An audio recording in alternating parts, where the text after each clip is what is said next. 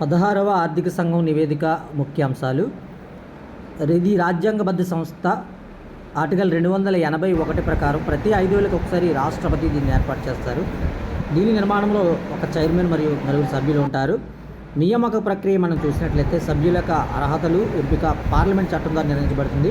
16వ ఆర్థిక సంఘం ఏర్పాటు 2023 డిసెంబర్ 31న. దీని యొక్క అధ్యక్షులుగా డాక్టర్ అరవింద్ పనగడియా ఉన్నారు. దీని యొక్క కమిషన్ సభ్యులు చూసినట్లయితే అని George Mathew, doctor Manoj Panda పూర్తికాలం, T Ravishankar, doctor Soumya Kanti Ghosh part టైమ్గా కమిషన్ సభ్యులుగా ఉన్నారు.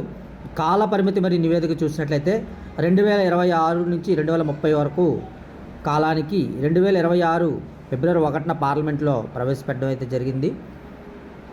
ఫ్రెండ్స్, మన ఇలాంటి వీడియోస్ మన ఛానల్లో చాలా వరకు ఉన్నాయి.